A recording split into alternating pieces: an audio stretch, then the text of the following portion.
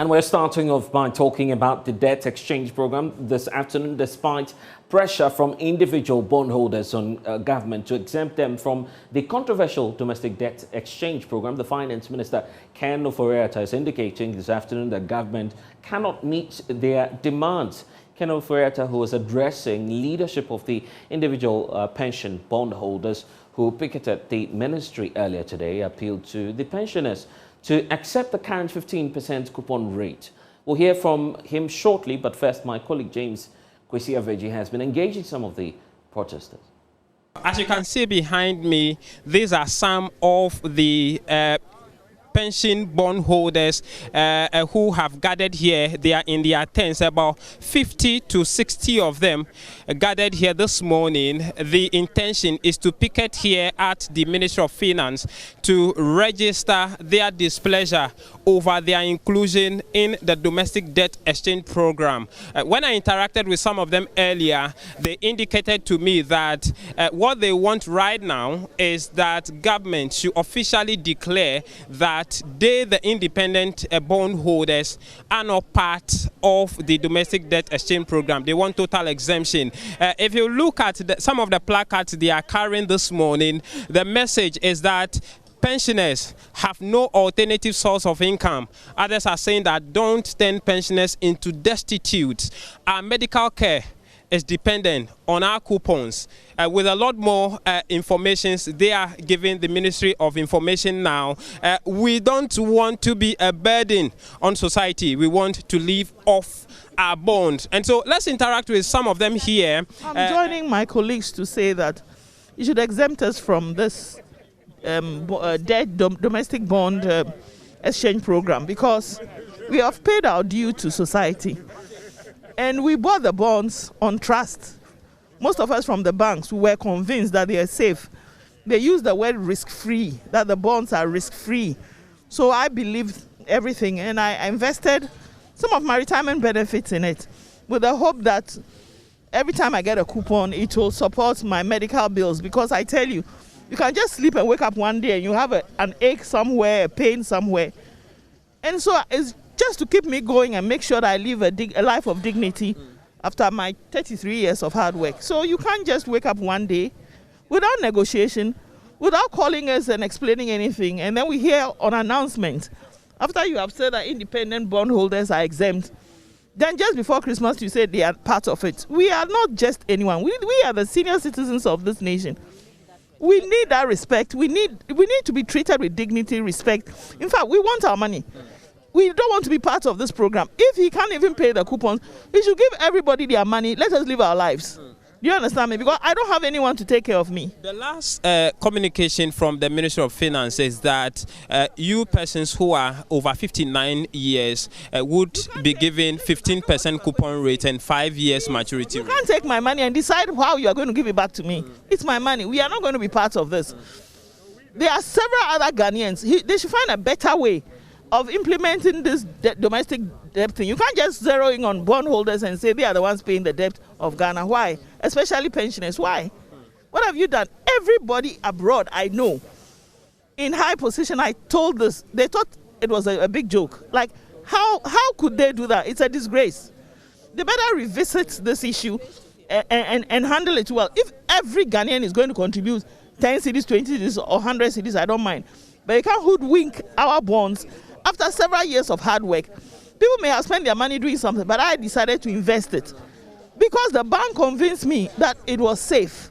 If I knew this was going to happen, I would have invested. Please. Okay. Right. So that is one of our mothers here. There's another mother seated by her, all cladded in red. What exactly do you expect the Ministry of Finance to be telling you this morning as you are here? That we are totally exempted from this animal called domestic debt exchange program. I invested my money because that is what I'm going to live on. I don't have anybody. As I sit, I'm not well, but I have to come and sit here, breathless, trying to breathe. And you've taken my money. I mean, this is unacceptable. As my sister said, they did not even engage at my money that you have even used to do your foolishness, and you want us to pay. You don't want to sacrifice, and you don't get anybody else but pensioners. Are you human? Are you normal? What is it? Please tell them they should exempt us totally. We are the last people they should approach. We respect ourselves, other the words that will come out from our mouths will not be nice. How long do you intend to stay here? Every day. We will come here and sit here every day till they tell us something. Okay, so that is the message, that they would be coming here almost every day until the Ministry of Finance listen to them. I'm trying to catch up with Dr. Edouard Anientwi, but if you can see, this is their definition or their description to the abbreviation DDEP. Don't disturb earnings of pensioners. This is how the description they have given to the DDEP. I have here Dr. Edouard Anientwi. Doc, just a minute. Just a minute. We want to know how long you intend to do this. We have said we will continue until we get our petition accepted. Yes. Every day 1 hour here. Every day 1 hour here. We will behave as if we are coming to work. 1 hour, there we go. 1 hour, there we go. 1 hour, there we go. Every day until we get the exemption. We understand the minister wants to see you. Yes, we are going. So you are getting audience from Keno Foriata? Yes, I have been told they want to see us. What's your expectation?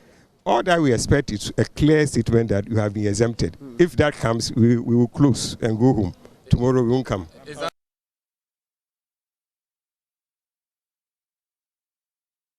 Well, the pensioners got the attention of the Finance Minister, Keno Foriata. He, however, said government simply cannot meet their demands. No, we have therefore in this period engaged the banks and financial institutions, and I think we've come a long way in which we expect a full tendering tomorrow when the tender closes. Then we also had engagements of individual bondholders, including yourselves, and Dr. Duanani really represented you guys extremely well, because we were at a 0% interest, in which it was a 12-year, 15-year bond. Okay, so he articulated your specific issues, and we reduced it from 12, 15 years to 5 years. Okay, so that accommodating that, even though we know that over a third of you have bonds that are beyond the 5 years, as we sit today, 12 years and up. So we brought it to the 5 years, okay? Then we looked at it and said, look, on average, to be honest with everybody and everybody knowing the numbers, the return on your bonds, it's about 18.5% on average, okay? So looking at all of the categories, we say, well, these are retirees. Let's include those 59 who will be 60 this year and give them 15%. So the fight that we are presumably fighting here is the difference between 15 and 18.5%. The cost of that may be that we may not get an IMF clearance. And then your issues of inflation, capacity to pay, takes on a different hue. So my challenge really, and I spoke to Doc a bit about it, is that, look, what you have done is incredible and is great. Now we're at a point where, what is the Dinkra symbol? Boaminamen Boao. Or else the nation will come to a halt. So we've now brought you from 0 to 15, really 3.5 basis points between what you would normally get to that, and also move the whole maturity period from the 12 that we had prescribed at the beginning to 5, knowing very well that at least a third of you have maturities way beyond even the 12. Okay, so at this juncture, looking at what we have been able to do, being really very clear on where we are as a nation and what part of the contribution you want to, So I want at least one of you to tell me exactly what it is that is so egregious. We know that you talk about moving from 0 to 15, but you see, none of us contracted bonds at 0%. So it's hard for us to even make a comparison from 0. For us, we look at it from what terms we accepted when we took our bonds that were issued. And if we are haggling over 3%, that should tell you how dire our situation is and how vulnerable we are. If 3% means so much to us, so that's what we want you to look at. We are asking for you to totally exempt us from this program. We are not that many, you know. You know the total value. You do know that a third of us or so go beyond 5%. But those 5 years. But you know, when people were buying bonds, they saw the terms of the bonds. And they had objectives when they bought bonds. Their objectives are that they are looking for maturities to match certain plans in their lives. And that is why people picked bonds that they picked at the time that they did. So even though it's a good thing that you may be wanting to bring some people whose bonds mature way beyond 2028 to that point, bringing it forward to 2028 or so, it doesn't necessarily mean that it's a good thing that you are doing for them, because they have their objectives and they know why they picked the bonds that they picked. But please, we depend on our coupons. We've done all the math. We know what to expect. We know how to add that to whatever other income we get, either from Social Security or whatever. We've planned our lives around these bonds. Some people, when they do the computation, they tell you that what they are going to be getting per month or so is just like 1,000 cedis or 2,000 cedis or something, but they have planned their lifestyles around it. So please, total exemption is what we ask. We are not many. Please look at us and do this for us. We are vulnerable. We don't want to be a burden on you, on the country, or on our children. We want to be a burden on ourselves. And so we planned our lives in such a way that we will be a burden on ourselves. So please, we know that you will give us some good hearing and consideration. Thank you. No, thank you very much for this. You know, the challenge that we have is that we have an economic crisis. We do have an economic crisis. And I think if people truly want the elongated bonds, that's easier to do. It's less burden on us. We thought, you know, really, and that was one of the huge things that Dr. Edward Anani and co were saying, that look, this 12 years is too long, I'll be dead by then. And so we found it, you know, necessary to find a way to bring it to 5 years. The question that we have is that if we do not get our economy stable, you know, your 18 or 40% or whatever would mean nothing. So it is crucial that we get this economy stable. It is crucial that we ensure that our foreign exchange issues are resolved so that there is integrity in whatever numbers we put here. And the question that I'm saying is Boame, Namensumimboao, because I need to make sure that the economy is stable. Right to it, Dr. Edu Anani Entry is convener of the Pensioner Bondholders, is joining us in studio. Good afternoon. Well, not a good afternoon. So let's start off from where the finance minister left off. He's saying that hand go, hand come. I mean, as the cliche is, will you accept that term that the finance minister is giving you? Time and time that we have done what we need to do for this society. The time has come that the society should also reciprocate our whatever toils we have. We're just saying that treat the vulnerable ones people who are on pension, treat them differently. Right. They need even the government support. Under normal circumstances, we should be relying on government for our survival. Elsewhere, people are surviving by the graciousness of their governments. I keep on saying, if you are my cousin who turned 60 recently in the UK has gone for a train and bus pass. You know, you pay just about £1 or so to get a bus pass. You ride in trains and buses free. We don't have that in Ghana. So elsewhere, people are taking specific policies, they're taking specific policies to help the vulnerable ones that are the retirees. You get your medicals free, you are there, and your medication is brought to you. You even electricity, you are billed at a lower tariff. Government helps you to pay whatever you need to pay. We don't have it here. And so we are saying, under normal circumstances, people should help the elderly.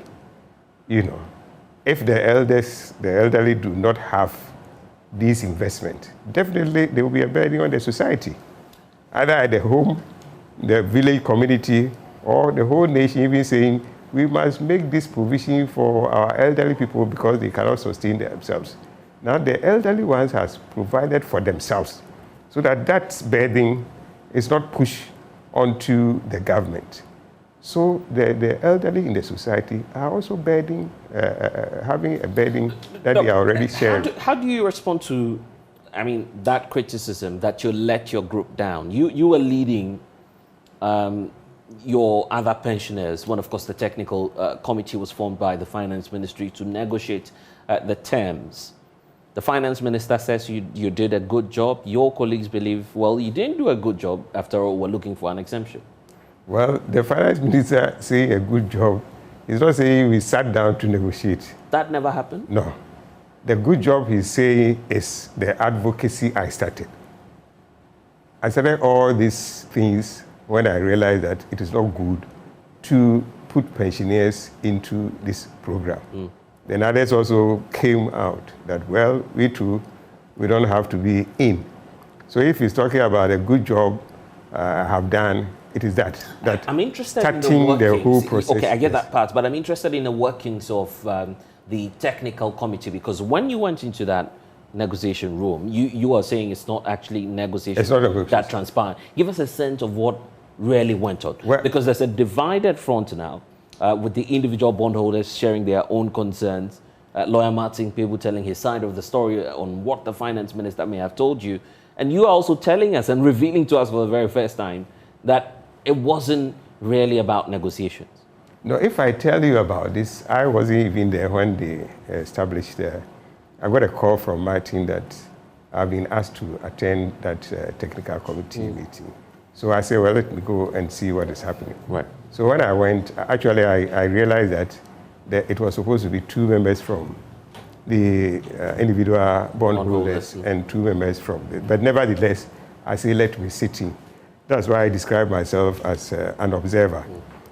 And at that technical committee, it wasn't for negotiation. What I saw was just going through budgets and saying, what can we do to save money so that these individuals can be exempted. Oh, really? So it was just... There was no negotiation there. So what was happening was for all parties to explore alternatives. That was what the minister gave them, the assignment. Okay, fine. Yes. That was the assignment.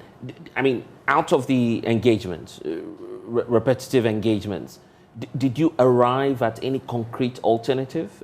I mean, different from what the finance minister is saying today? No, let me explain. Right. What the technical committee was doing, I think they were saying that government could exempt all the individuals without affecting whatever GDP, debt to GDP ratio that you are targeting. So I think the government said, well, go and sit down with my technical committee and see that if we exempted all individuals, would we be able to achieve this target? I think that was if you read the terms of reference, that was it. But the committee, they came out with, if you cut this, we will save this. If you cut that, you save this.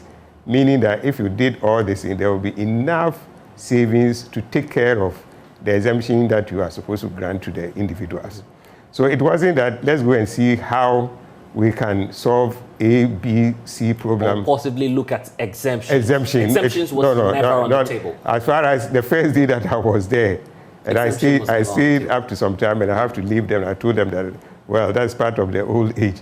I need to get home, take some meal and take some medicines, so I have to leave them. And they continue deep into the night. But the next day when this came out, I realized that they have set out, we can save here, we can save here, we can save here. So that is all that they did. Do you have knowledge on whether or not the finance minister himself ever appeared at any of those sittings? For the technical? Yes. No. The first day, the second day I wasn't there. The second day they just went to finalize the report. The first day that I was there, it was the two people he has asked to, and I don't think... I'm asking the question because the individual bondholders, just days to the second deadline expiration, came out to tell us boldly that the finance minister assured a total exemption to individual bondholders. It was out there, the finance minister came, did not categorically deny, but then said, well, individual bondholders remain invited. That was his description of the situation. Yeah, I was there. What do you know about? Okay, right. I was at a meeting. In that story. The meeting was a Friday. I was returning from Peduasi after visiting the former president, Kufuor. John Ajekun Kufuor. So on my way, I had a call that they were meeting and they wanted me to be present. I passed through the Jubilee House because we wanted to also set up a meeting with the chief of staff. Right. So I got there, and I think I got there just about the time they wanted to start the meeting. At the meeting, what the minister kept saying was that this is a voluntary exercise, and that if you decide to opt out, the government must pay you your maturity, your coupon, and your maturity. That's all. That is all that the minister said. These were the words of the finance minister. And you continue to pay. If you opt out, the government will continue to pay your coupon. They said that. Even if you opt out? If you opt out, the government will continue What did that mean to you? Did that mean exemption to you? No, that's not an exemption. Yeah, so that's what, you see, that's what I'm interested in. When I tried to explain this several times, that exemption, from where I'm coming from as a securities market and a capital market person, you owe some people you want to pay, you think you cannot pay. Once you exempt me, you have told me, as for these ones, I can handle. As for these ones, I can handle. The ones I can handle are the ones I am restructuring. So he takes you out. That as for these ones, I am taking you out of the because the I pool can clear that. Because I can clear them. You are exempted. Those who I say I cannot, I may have challenges. That is why I was restructuring. If you don't take the restructuring, I've already told you that I may have some challenges meeting this. That is why I want to restructure it. So if you go there, you are part of it, and you decide not to take part, you already know that this is part of the debt that I'm saying I may have challenges paying. That is why I want to. So this is where your fear is arising. Yes. From. The fact that the finance minister has not put pen to paper to say, exempted. Well, if it comes to pensioners, you are exempted. Totally exempt. Yep. And so I tell people, this is the difference between the two. But if is that technical, and you should understand. But if ordinary, you say, oh, once he says I can opt out, and if I opt out, I'll be paid as and when, so I've been exempted. No, we will not take it as exemption. Ordinary, if you think that amounts to exemption, yes, that's your own problem. But exemption is that I'm saying for these debts, I don't have a problem handling them. Okay, the reality is staring you in the face. We need to go, but I need to put that question to you. The reality is staring you in the face. The finance minister says when an economic crisis Bwami, Namembwao, what's your response? Yeah, I always say that let's come down to even local environment. The community needs to put up, let's say, sorry to say, a plate of convenience. We lack that. So we must all go dug the trench and have, what we call a place of convenience at the village. Right. Where we are going, we do gong. Today we are going to communal labor. Everyone to do this. Everyone. Do you see the old ladies and old men digging some? They have done their part. They have finished. Ghana is like if it was a vehicle, your own vehicle. If you got stuck in a mud, you call old men to come and push you. Why don't you call old men? Old men don't push cars? Can they push? You don't have the strength to. We don't have the strength to. So they say under every law there is an exemption. Anything that you do, some people, because of their peculiar nature, you exempt them.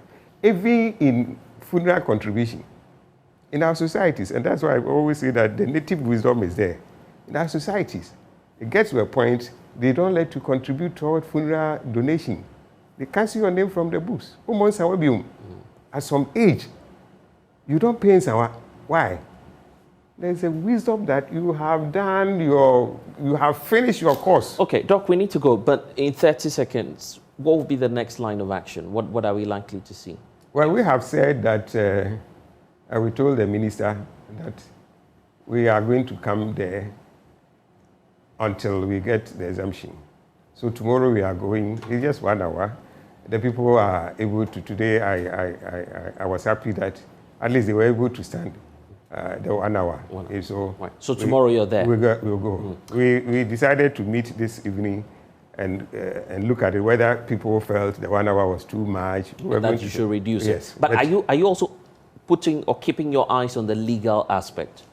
The expiration date is approaching. Yes. You may want to we don't want to go into the legal aspect, because otherwise, today, some people's bonds are supposed to mature today. Mm-hmm. And if you are not going under the program, then you should be paid today. They've not been paid? Yes. So if you are not going under the program, you should be paid today. And if you are not paid, then you must go to court. But you say, why do we want to push people to this court business? Let us just exempt, especially the elderly, and let's have some peace. Okay, Dr. Anani Entry, unfortunately, that's all time will allow us. I'm sure that we'll interact from tomorrow onwards, but I'm grateful.